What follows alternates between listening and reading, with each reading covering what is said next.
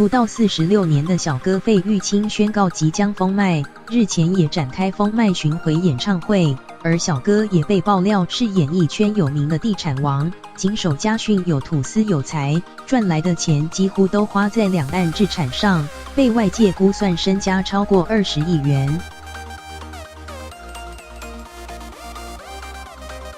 小哥出道后，靠着出唱片、纵横秀场、主持节目等走红，近年则展开巡回演唱会及参加中国综艺节目等，收入颇丰。不过都按照家训有土司有财，将赚来的钱全都花在两岸置产。据传在忠孝东路1段到7段都有房产外，也曾以3.3亿元现金买下台北市敦化北路及长春路口200多坪的黄金店面，以及北海岸知名咖啡馆洋豆子，月租金高达16万元，相当会投资，粗估身家至今累积超过20亿元。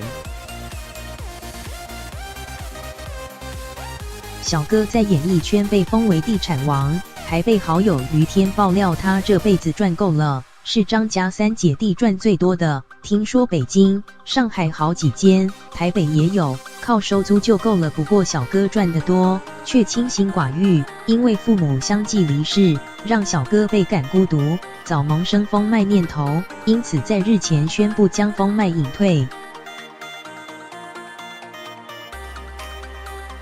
至于未来退休，小哥则倾向随心，有心将一部分财产作为公益。